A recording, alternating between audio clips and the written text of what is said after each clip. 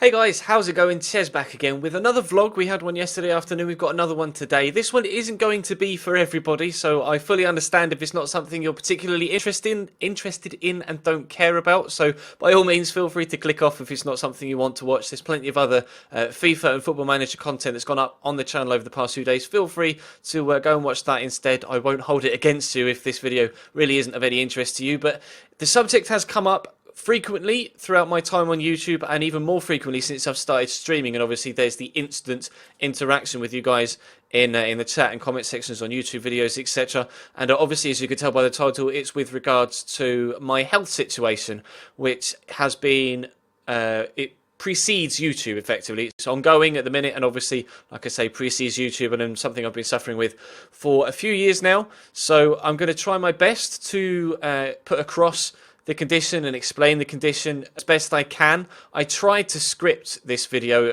to some degree, but I can't find a way to do it. So there may be a few jump cuts. It might not necessarily flow as well as some of my other content, but it's a video that I've been meaning to put together for a while. I've always said that once the channel got to a certain size or started to grow to a point where I wouldn't necessarily have to repeat myself and do another video in say 12 months time, etc., then I would do a video like this on my health, because it seemed pointless to kind of do a video at say 2 to 3k, and then obviously when the channel grows, it would be less relevant, that video, and obviously more and more people would be like, what is this health thing you're talking about? So now that the channel's almost at 50k, I feel it's the right time to address it and, kind of fill you guys in on the situation. So I have been.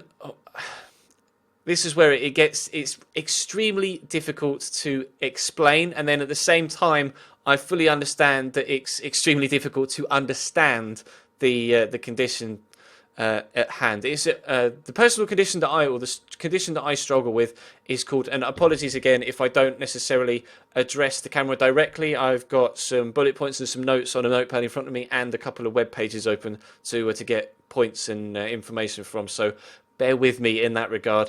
But the condition that I suffer with is called myalgic encephalomyelitis, or it's recently been also called chronic fatigue syndrome. But personally, and a lot of other people that suffer with the condition, don't necessarily like chronic fatigue syndrome as kind of a title for the condition, because it's not really specific enough. Myalgic encephalomyelitis, or encephalomyelitis, or it's recently called, or more recently referred to as ME, or more commonly referred to as ME or CFS. So I will refer to ME as myalgic encephalomyelitis. And the myalgic is muscular, refers to the physical condition, or the physical side of the condition, and then the encephalomyelitis refers to the neurological, the brain issues with the condition. So I'll work through it. Hopefully I can put it together in a way that's easy enough to understand. You'll have to let me know in the comment section whether there's anything that I didn't get across in a manner in which you could understand it. If you have any questions whatsoever, put them in the comment section down below, tweet them at me, and I will do my absolute best to try and answer your questions, etc. But the condition as a whole is called myalgic encephalomyelitis, and it's an extremely strange condition. It's only recently been recognised as an actual condition by the medical world for the past 20 or 30 years. Prior to that, it was kind of debunked by a lot of large and well-known and high up kind of people in the medical fraternity and medical scene, and it was kind of, people would say, I have these symptoms, and a lot of and even I had experience with this when I was first diagnosed. A lot of doctors just don't believe you and think that you're making it up, or that it's just depression related. But it isn't. It is now recently, in the past 20 or 30 years, been officially recognised as a genuine condition that has genuine physical symptoms and issues that aren't necessarily purely psychologically based. So it's a rather strange condition, though, because there isn't a cause. Well, obviously there's a cause, but the medical world don't know what the cause for myalgic encephalomyelitis is. And at the same time, whilst they don't know what causes it, as a result of that, they don't know how to cure it. So the main thing with the condition that I have right now is symptom management, rather than saying, well, this caused it and this is what we need to do to get you better. It's widely renowned that, say, 95% of people don't 100% fully recover from ME, and about 50 to 60% really struggle to see vast improvements once they've started to go on the downturn. So it's the main treatment for me is symptom management rather than having a specific treatment for a cause that will then cure it. Unfortunately, with this specific condition, I have to kind of go by symptom, and it's also a very weird condition in that everybody that has it will have different experiences with it. So there are a wide variety of various different symptoms, of which I will list some in a moment, and each individual that has ME will have any specific number of these conditions on any specific number of days to varying different degrees of severity. So the set of symptoms that someone might have one day, that same person could have different symptoms on the next day that are more severe, and the symptoms of the previous day could be lesser or worse than they were previously, and it changes on a constant day-to-day cycle. So it's extremely hard to treat, and like I say, it is just symptom management. You kind of manage the symptoms that you have on that specific day or throughout a specific short-term period, and just take it day by day as it comes. Like I say, the symptoms do vary from person to person, and they vary in severity from day to day, from person to person as well. So it is extremely difficult to explain in full what the condition is and how it personally affects each individual person, because everyone has different experiences with it. So I will tell you the symptoms that I suffer from and the sort of things that I go through from day to day, and kind of tell you my personal experiences that I get on a daily basis. If you would like, this is just kind of going to be an explaining of the condition. If you would like to know my personal story, as in how I got it, when I got it, the various different scenarios of which I've had to face throughout the period of me being ill, then I will do a separate video. This one will be called Health, or My Health, My Condition, and then perhaps I could do one called My Health, My Story, if that's something you might be interested in. If it is, then let me know in the comment section down below. You'll have to bear with me. I've been talking consistently for 7 minutes. I need a drink of water, so bear with me. Now, like I say, there are many different symptoms for this particular illness, and each individual person that suffers with ME can have a variety of different number of them on different days to different degrees of severity. I know I tend to repeat the same sort of phrases, but they're important phrases that will help you fully understand, or at least partially understand, the condition at hand. Now, actually, recently, well, I say recently, about 4 years ago, my cousin was doing a study for her university course on ME, and I managed to pull up all of the old messages back from 2011 when I was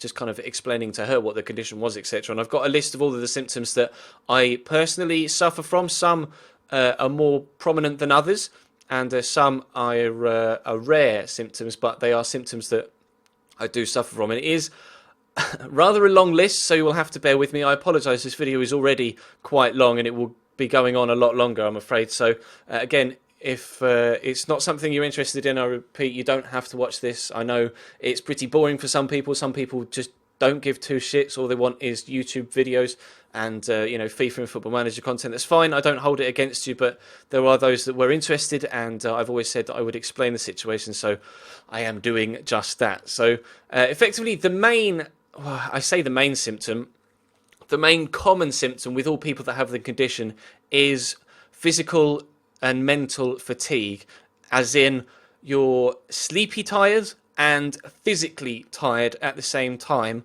It may sound quite trivial in some of the points that I make, but the trivial things are to such a severity that they become a stumbling block on a day-to-day basis. So I'll go through individual symptoms in a second, but the main thing that I struggle with on a day-to-day is energy levels, basically physical energy levels. I have nothing, no energy. Say the average person has 100% energy levels.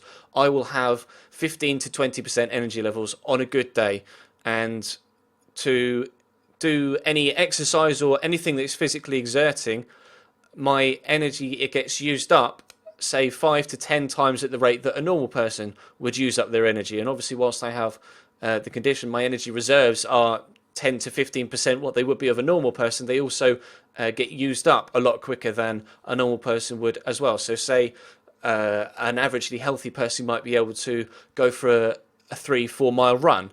I would walk 500 to 600 yards and have the same effects of the exercise and the output of energy as the person that had run the 4 mile run. So obviously the amount of physical stuff that I can do is severely prohibited by that.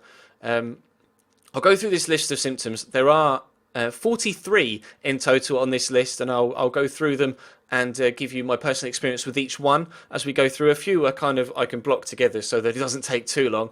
But the topic says, a new onset, not lifelong, of unexplained, persistent fatigue unrelated to exertion and not substantially relieved by rest. So as in, I feel exhausted all of the time, physically, mentally exhausted, and sleep doesn't help. Obviously, if you get really tired during the day, you'll go to bed, you'll have a really refreshing sleep, you'll wake up in the morning and feel a lot better. I will feel completely exhausted. Say an average person went and ran a marathon without any training, just ran a marathon, ran 25 miles, and then how they felt the next day is how I feel all the time. And it's hard to portray that, because obviously to the eye, I look fine. I seem to be happy and jovial in spirits. There are no physical signs, as in I'm not crippled in any way, so to speak. Obviously, it's hard to explain that sort of point. But I am physically exhausted 100% of the time, and sleep does not help regain the energy. My doctor said that chemically overnight I run that marathon. So I go to sleep, and despite the fact that I'm not doing anything, I'm asleep, my body is still active and the muscles are still using up any energy reserves that I have. And unfortunately, that just obviously means that over time, and then you get to a point where you're just basically at ground zero consistently for energy levels, etc.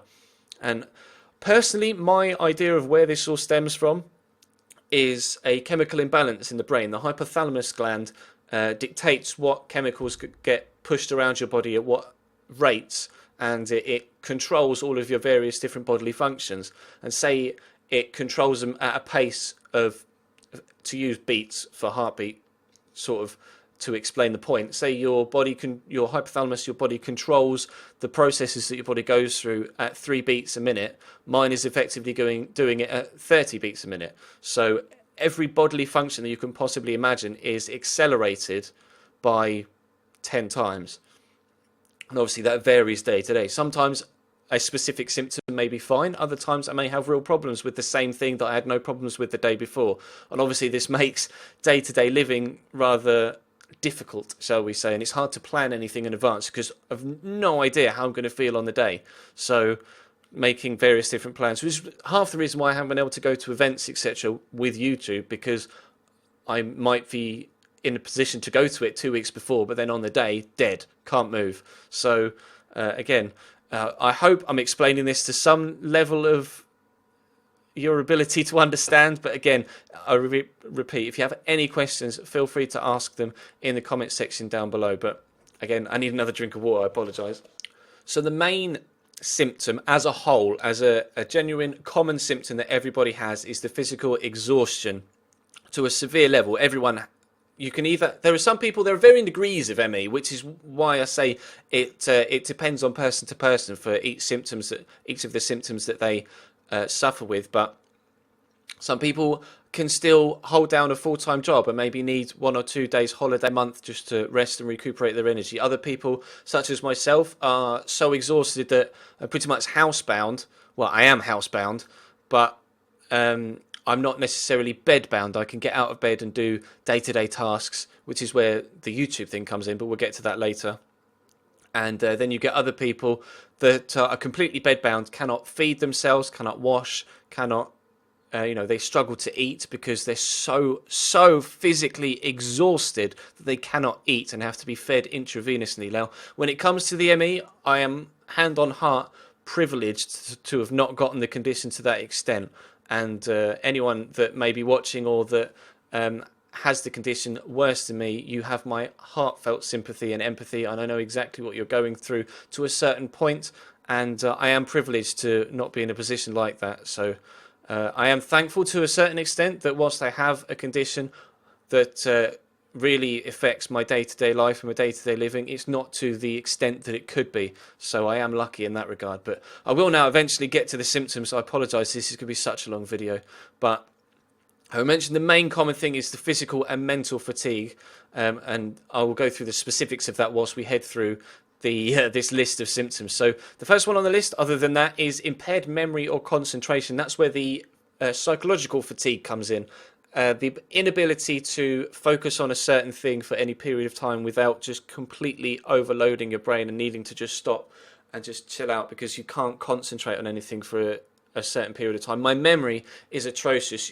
You'll have seen at various points throughout my YouTube career, my memory lets me down, and that is brought on by the condition. It's brain fog. You know that the information you're looking for is there, but you cannot make the connection between what you want to say and actually saying it because your brain doesn't work the way that it's supposed to. It's really hard to explain, and I hope that I'm getting it across in a way that you can understand, but it's, when you know what you want to say, but you physically can't put the words into the sentence. I have that so many times, and it's so frustrating. It becomes hard to have a genuinely understandable conversation at times because it gets so bad. And concentration, fortunately for me, the concentration thing isn't too bad. I can concentrate on some things better than others. So when it comes to the YouTube side of things, I can concentrate on editing or recording or I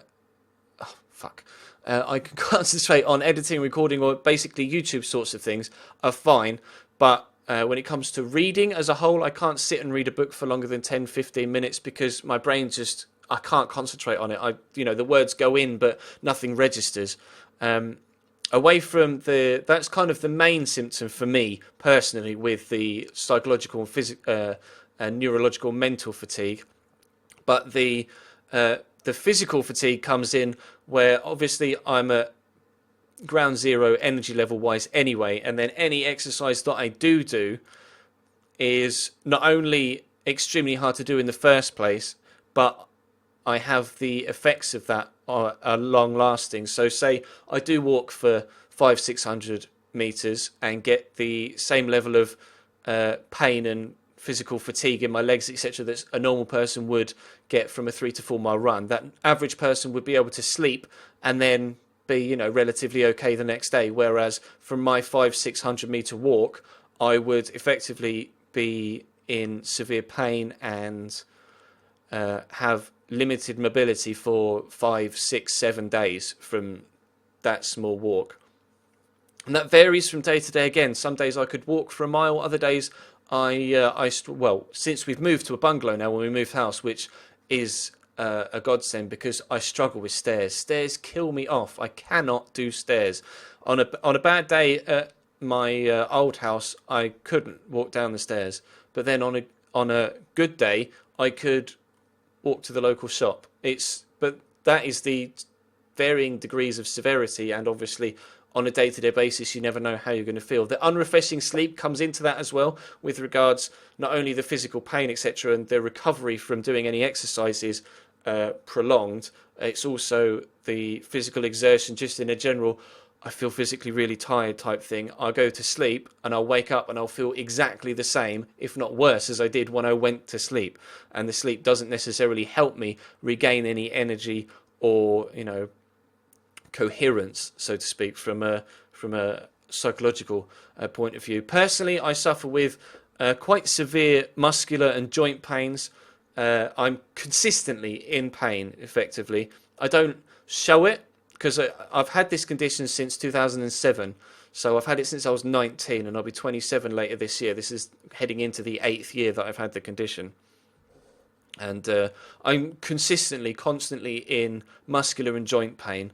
Obviously, over the years, I found a way to hide that quite well. And like I say, I always appear to be in jovial spirits, but I am consistently in quite severe pain, both muscularly and in my joints, and my muscles and joints are extremely weak as well. On bad days, I struggle to walk. I have crutches in my bedroom just to help me get around the house sometimes. I could be just walking down the corridor and then my hips could give way and I will fall because my muscles and my joints will give way because they physically cannot cope with the weight of my body on top of them, and I'll collapse. Luckily, I don't have too much of a problem with that, but if I do have, a very bad day, it's something I have to be aware of and have to be very careful with what I do around the house and be, knowledgeable of what I'm doing and make sure that I take things slowly. Because if I try and rush, I will fall and I will hurt myself even more.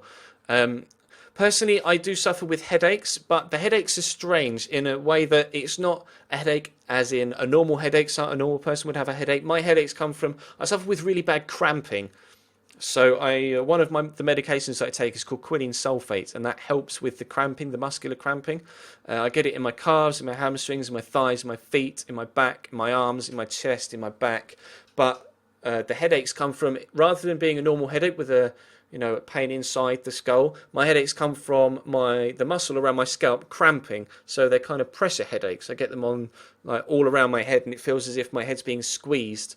I have those daily and to varying degrees of severity. Again, sometimes they're manageable and you don't really notice it. Other times I really struggle to look at a screen or concentrate on anything, because you know when you get a pressure headache and you kind of go, you kind of just wince. You wince because it's my muscles kind of squeezing around my skull. That's the headaches that I tend to get. Frequent or recurring sore throats is also an issue. Fortunately, I drink a lot of fluid, so even if I do have a sore throat, I can kind of keep my throat lubricated. And obviously with my living now being talking, etc., I have to be wary of that and consistently make sure I'm taking on a lot of fluids. Tender and sore lymph nodes, which are kind of the glands that are around your body, either in your neck or in your abdomen, etc. I suffer with those, or in your groin. I do suffer with irritable bowel syndrome. A lot of different symptoms from varying different conditions all kind of culminate with myalgic encephalomyelitis. So some of the physical conditions I suffer with are an irritable bowel, or nausea, diarrhea, constipation, etc. Some of it isn't as, it's a bit not embarrassing, but hard to explain, a bit uncomfortable to explain. But I do suffer with nausea and diarrhea and constipation, issues with my toilet going facilities, shall we say. So and along with that is I get a lot of bloating in my stomach, and that goes hand in hand with when I say that the bodily functions are accelerated. My stomach and my intestines, etc., will produce more sulfuric acid. Is it sulfuric? Hydrochloric, isn't it? I think in your stomach, I'll produce more hydrochloric acid than my body's supposed to. So I suffer with acid reflux, and my stomach produces too much acid. So I do get the nausea come on from too much acid in my stomach, and then bloating from, again, too much acid, and that affects the irritable bowels with the extra acidity in my intestines, etc., which is where the constipation or the diarrhea comes in, and the toilets going facilities are affected. I suffer with, personally, I'm not too bad with chills and night sweats, although I know some people really do struggle with that with the ME. Personally, that's not one that I have to a varying severity, although I do have extreme trouble controlling my body temperature, my kind of inner, what's the word? Not thermometer, but the thing that you change on the wall. You change what your central heating set up. My inner version of that, effectively, I can't regulate it. So if it's hot, say if it's really hot, your body of an average person might know the certain things that it needs to do to cool down. Or if it's really cold, your body might know what to do to help warm you up. I cannot control my body temperature whatsoever. So if it's really cold, I really struggle. All of my heat and warmth just goes straight to my inner organs, and my extremities, my arms, my legs will be stone cold. I struggle really badly with blood flow as well. So obviously being tall doesn't help. So my feet suffer with, I get chilblains on my feet during the winter because they're so cold. They just don't get any blood flow, and I get, not frostbitten, but borderline frostbitten toes, etc. Because I can't control where the blood goes and where the warmth goes. And in the winter I do get extremely cold, and I shiver on the inside of my rib cage is the best way that I can try and put that across. I'm so physically cold that my internal organs feel like they're shivering. That's one way that I can try and put across how cold I get. We spend, and I'm thankful to my parents for this because obviously I still live at home. We do spend a lot of money on heating during the winter, and I'm extremely thankful to my parents for paying the extra that they have to keep the house, or at least my bedroom, warmer than other areas, just so I can try and maintain my body temperature. But then in the summer, when it gets too hot, I really struggle with cooling myself down, and I sweat something chronic. and you just, you know, when you feel you're just so hot and there's nothing you can do to cool yourself down, and that in turn affects how tired I get physically, which is frustrating. Oh god, how long has this video gone on already?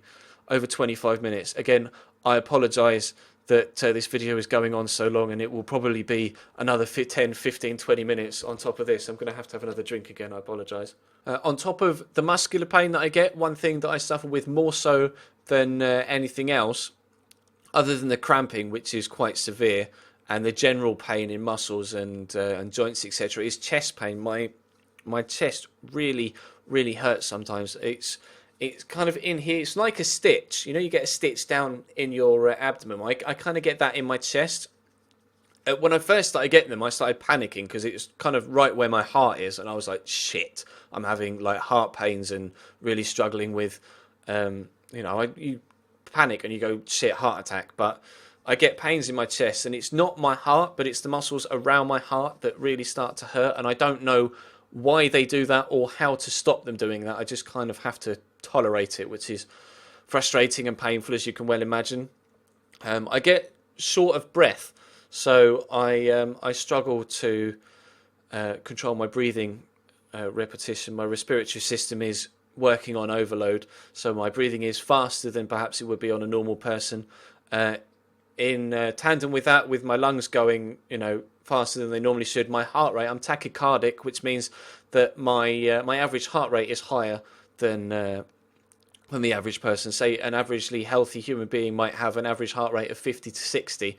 My resting heart rate, whether I'm lying or sitting, is around about 85, 90. And then if I just stand up, if I do this, oh God, my headset. If I just stand up, I know you can't really see me right now, and the audio might be gone. If I stand up like that for about 15 seconds, if you then took my heart rate again, it would have risen to about 120 beats per minute, which is ludicrous. And obviously you can't see anything like that, but again, it's like I'm constantly jogging on the spot when I'm sat or lying down, and then when I stand up, I'm borderline, physically sprinting on the spot, which is again where the physical exertion and exhaustion comes from, which is a real struggle, obviously. So I try and make sure that if I'm in a certain situation, I'm sat, I sit at my desk, I'm obviously lie in my bed, but if I'm out, if I do get outside and I go somewhere, I try and ensure that I'm not standing in any particular area for a prolonged period of time, which is difficult in some situations, because obviously in certain scenarios you can't sit, so I have trouble with that, and then my legs really start to ache if I'm stood for so long, and I get shakes in my legs and I might collapse, etc., if I'm stood for too long. Personally, I don't struggle with things like coughing. I do have kind of elevated allergies, so I don't get hay fever, but I am slightly allergic to our cats, and that will be more or less severe, again, day by day. Sometimes I can't go near our cats because I'll just, eyes will stream and my nose will flare up and get all swollen, etc. Other days, I'm completely fine. So the cats think I'm kind of Jekyll and Hyde with the cats. Some days I'm all over them. I'm like, yeah, I love you. And other days I'm like, stay away, go away, you evil being.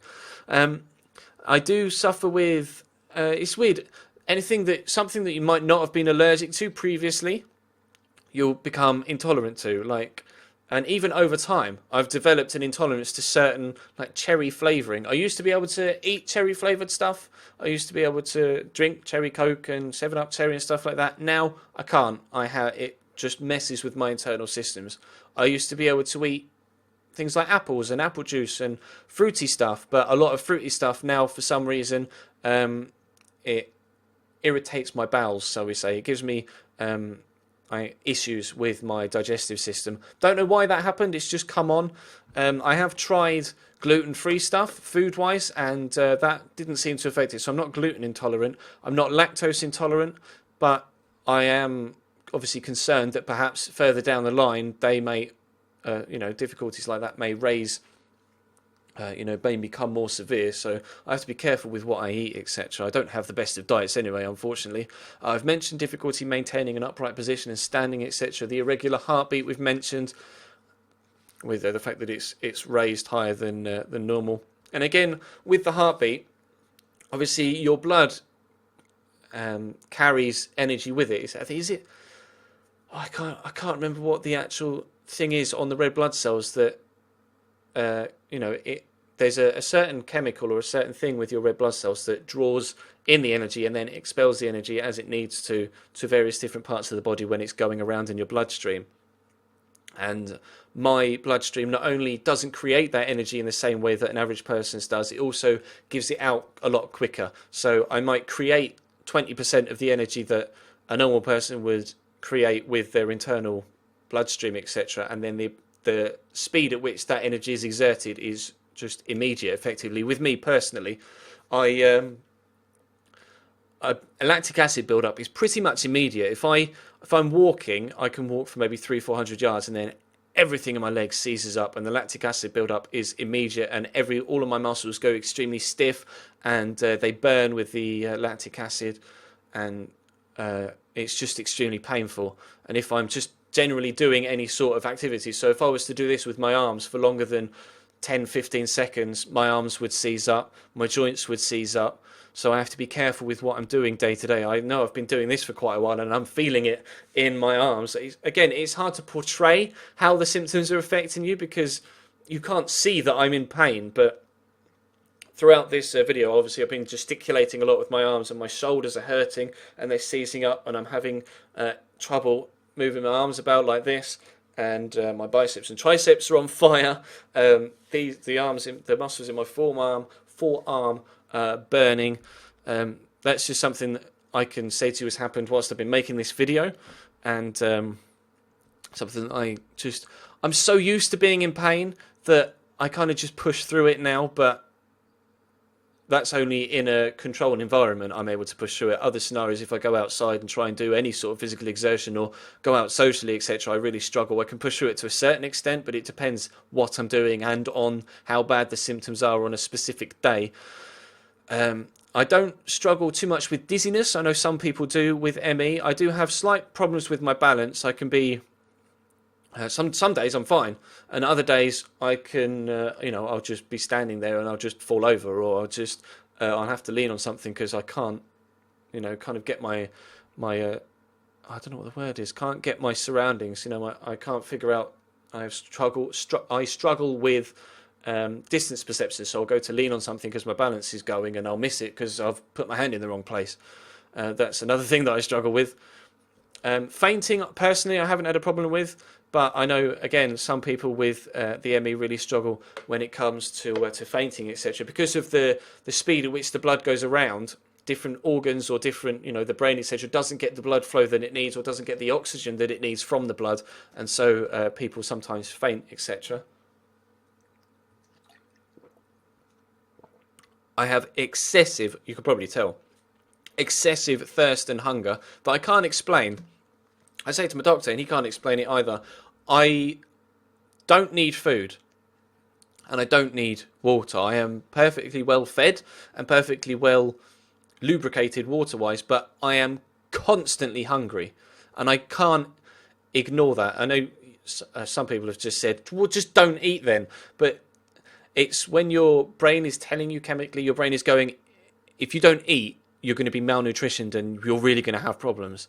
And I have to eat. I know that's hard to understand and it's hard to portray, but I can't not eat. It gets to the point where I'm in, my stomach and is in physical pain because my body is telling me I need to eat. I don't need to eat. I might have just had a meal an hour ago, but my body is telling me you need to eat, you need some energy. And again, half of it comes from the chemical imbalance in the brain going, you need to eat when I don't. And half of it comes from the fact that the hour since I've eaten that meal, I might have used up all of the energy I got from it. So I need to consistently keep my energy and sugar mainly levels low. I shouldn't, but I top up with sugar. I kind of go on sugar highs. And that's how I get a lot of my energy, because a lot of the long-term energy that you might eat, I just use up consistently, immediately. So I kind of just have to keep peaking with sugar, and the thirst comes into it as well. If you watch my streams, you know how much I drink.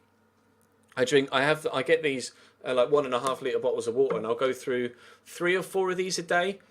And again, to help with the eating, I top up sugar-wise with fizzy pop. I know I shouldn't, and it's not necessarily good for me, but I drink a lot less than I used to, thankfully. And I concentrate on drinking the water, but I'm consistently drinking water and consistently eating as well. I've mentioned the cold extremities. Bear with me, another drink.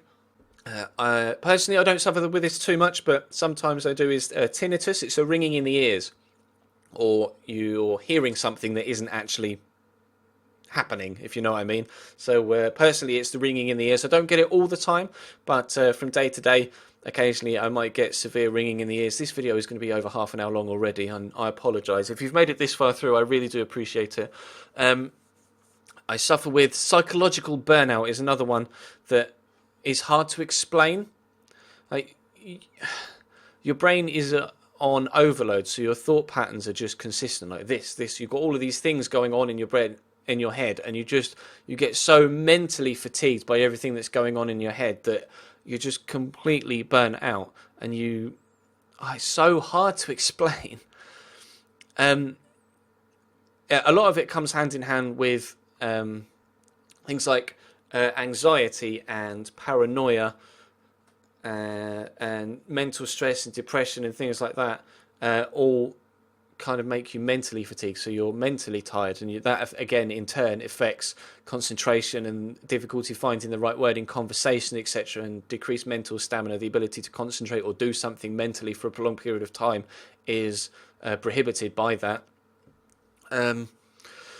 Sleep disorder. Sleeping is a real issue for me. There's something called your circadian cycle, which effectively controls when your brain tells your body to do certain things. Like on a regular person, your brain will release chemicals to say wake up around 7-8 o'clock in the morning, and then it will say you need some breakfast, and then it will say you need some lunch and you need some dinner, and you will peak mentally and physically mid-afternoon, and then as you head into the evening, your brain chemically will start to wind down, and a certain chemical is released called melatonin that basically tells your body it's time to go to sleep. And a normal person's circadian cycle will probably work between 7 a.m. or 4 a.m. when it starts to wake you up, they say 7 a.m. to 10 p.m., whereas mine is well out of kilter. So if I don't take my sleep medication, I will sleep from 7, 8 a.m. in the morning till 4 or 5 p.m. in the afternoon. That's when I'll sleep, and then I'll be awake the rest of the time. So I'll wake up at mid-afternoon and go to bed early hours in the morning.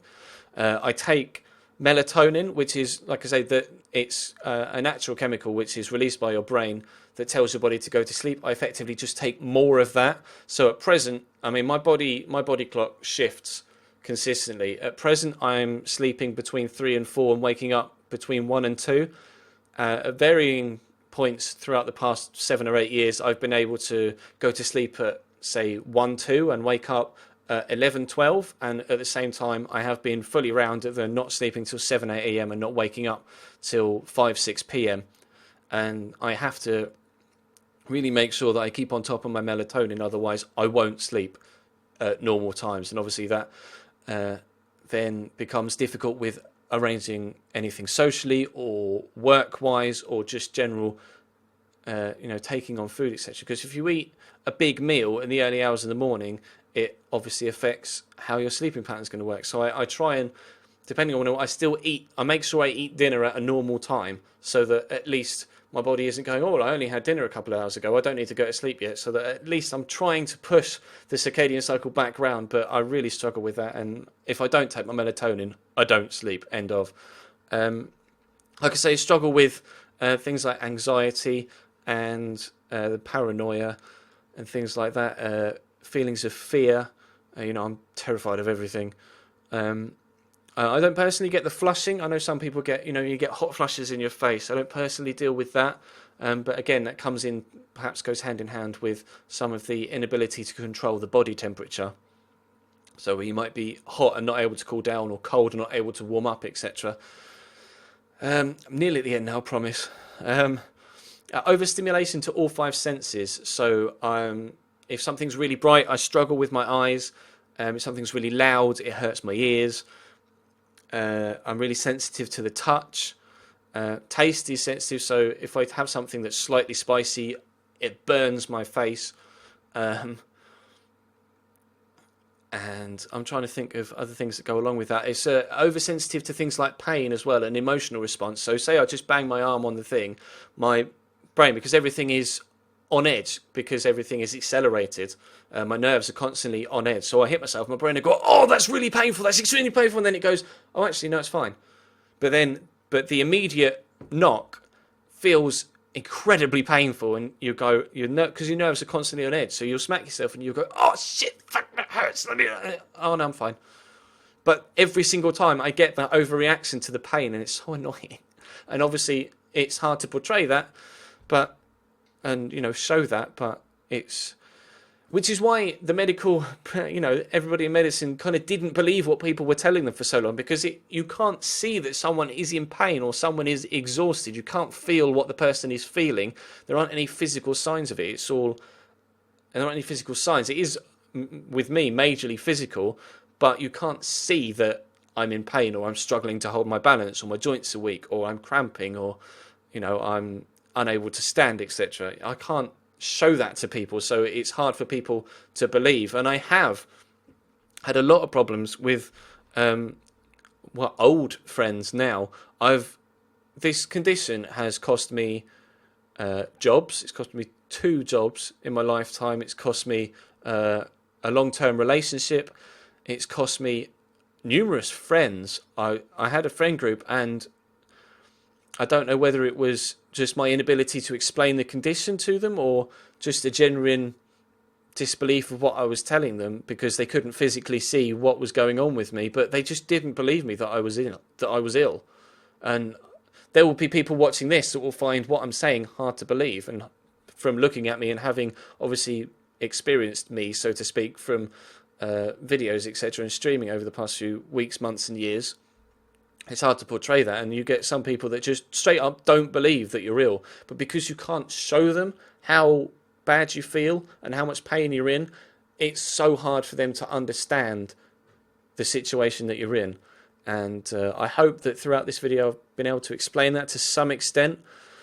But again, I fully understand if it's hard for you to comprehend what I'm telling you, because I struggle to explain it to other people, let alone for them to actually then take it in and understand it. But I also struggle with my immune system as well. So if there's a cold going around, I'll get it. But effectively, I have no immune system. And at points, even when I'm healthy, like I don't have a cold or a virus or a flu or anything, my body still fights itself. Say you have the antibodies that fight the cells in your body that are carrying the virus, etc. My body will continue to produce antibodies, etc., to fight off viruses that aren't there, so it attacks the white blood cells.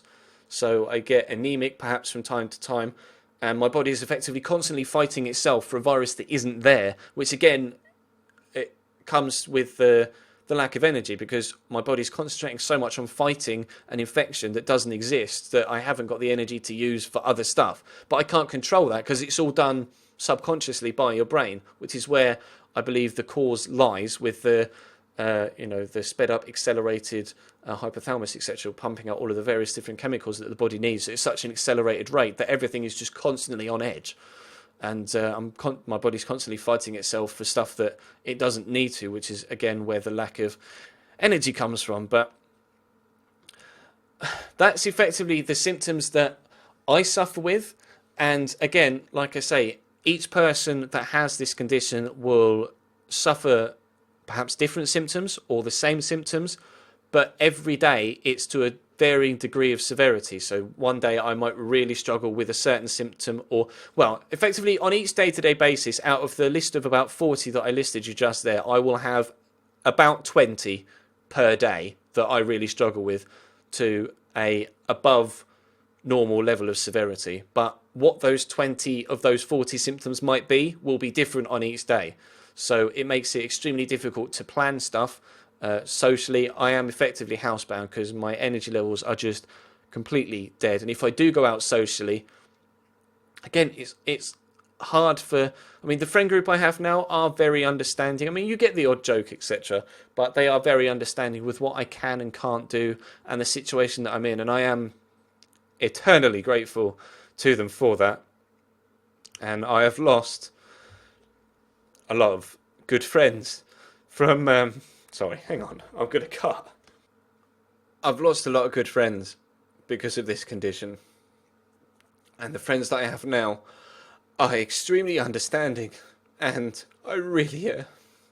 fuck's sake. I really appreciate everything that everyone does for me, because a lot of stuff I can't do for myself. And I rely on others. I have done physically, financially, psychologically, because I do struggle psychologically. I don't show it, but I take amitriptyline, which is an antidepressant, but it's a low dosage, so it's more for pain relief. But it does keep me on a level keel, and I know a lot of people that have this condition really struggle mentally to cope with it, because I used to be such an active person. I was playing football every week, I was seeing friends every day, I was going to football every week at Cambridge or at Chelsea, home and away every week, Tuesday, Saturday, and I can do nothing now. I am housebound. And it's difficult, because I used to do all this stuff when I used to socialise, and if it weren't for the internet and social media, I'd be completely cut off from the world. So I am eternally thankful to all of my friends and family that are there for me, to support me both financially, physically and emotionally, because I struggle. And I try and hide it, and I'm pretty good at hiding it normally. But occasionally it spills out, and I'll have a day where I just cry consistently, because I just hate everything that's happening, because it's the not knowing where it comes from, not knowing that there's not a cure, and not knowing how long I might have this, because I'm losing my youth. I got this when I was 19, I'm nearly 27. I've missed out on so much already. And some people get it for a year and then they're fine. Some people have it a lifetime, and you don't know how long you're going to have it. So I don't know if I will be able to do anything in the future. I don't know whether this condition is going to last another 10 years, whether it's going to last another 50. And obviously, as a growing adult, I want a family, and I want kids, and it's not, I should probably point out, saying kids and stuff, it's not contagious, it's not hereditary, so I'm fine in that regard. But from that standpoint, obviously as a growing adult, I want a family, I want children, etc., but I'm in no position to be able to support myself, let alone a family. And I'm going to be 27 this year. I'll have had this for 8 years. And it has completely destroyed my life. And up until YouTube came along, which only started 2 or 3 years ago, I had nothing. I had no purpose in life. I was on incapacity benefit. I couldn't financially support myself. I couldn't physically support myself. I had no purpose in life. I wasn't doing anything for anyone. I just felt like I was a burden to everyone. But then, this is why I get emotional again. This is where you guys come in. Because by doing YouTube, which started off as a hobby, I've been able to grow an audience, have the interaction with people, because I'm totally cut off, which is where social media comes in. Like I say, staying in contact with friends and stuff. But YouTubers, I've gained so many friends through this. And because I've been doing it for so long, and I put so much passion into it, I've gained an audience. And that audience, in turn, is starting to help me financially support myself. And I've been on benefits for 8 years.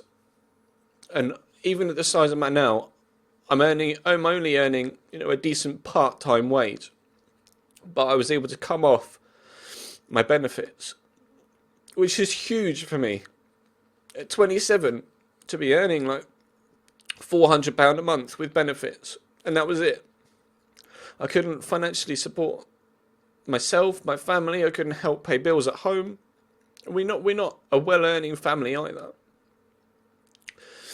But I can now help out with things like that. And obviously, as the YouTube continues to grow, I will be able to financially support myself and save for any future I may have.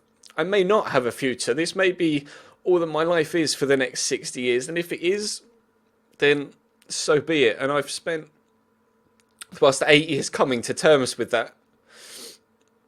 And it took a lot of coming to terms with. It took a lot of time for me to get to that point. But things like that I'll cover in a my story type thing if you want me to go into more details like that. But I'm going to end this video here.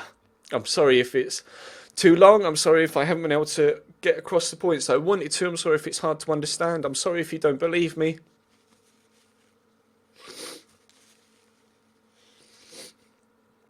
But if you want me to go into the more details of my story, then I can do a secondary video. But I just wanted, a lot of you wanted to know what the condition I had was and what it is and what it does. Hopefully I've been able to put that across in this video, at least at the beginning of it anyway, before I turn into a mess. But that is where I'm at right now. Physically, mentally, psychologically. Ground zero. And I hide it very well. Both emotionally and physically. Because if I do go out socially, I'm consistently in pain and consistently terrified of, doing something really embarrassing, like falling over in public or just collapsing and not being able to do anything and holding people back. So people want to do stuff as a friend group. And I'm so desperate to go out and see people and maintain friendships, etc. But I'm so terrified that I'll go. Something will happen and it will ruin everything. Oh, stop it, Ted. I'm going to go. I'm going to go. Thank you very much for watching. If you have any questions, feel free to leave them in the comment section down below or ask me on Twitter. And I will try my best to answer any questions that you have. And don't feel sorry for me, because despite the state I'm in right now, I'll be fine. It's not terminal. I'm not going to die. I just can't. I'm just housebound. There are people that are a lot worse off than me, even with this condition, are a lot worse off than me. There are people that are a lot worse off than me in life, and I'm thankful to still have the ability to do what I can do. I'm so thankful for everything I have right now in my life. And at the age of 27, or nearly 27, and hopefully things will look up and things will get better. But it's the not knowing that is the troubling thing. And I have come to terms with it, but occasionally it bubbles over. But, oh God, how long have I been recording for right now? 55 minutes. Okay, I'm going to go. Thank you very much for watching. Hopefully this video isn't too long. I'm going to try and edit it down if I can, but it's probably going to be quite long. If you have made it this far, thank you. There'll be Football Manager stuff, there'll be FIFA stuff on the channel later today and in the consistent future. If you want to see a My Story video, I'll put one together. I'll try and stay more coherent for that towards the end of that one. But thank you for watching. I appreciate all of the support that you give me. It means the absolute world. Believe me, it means the absolute world to me. And I will see you next time.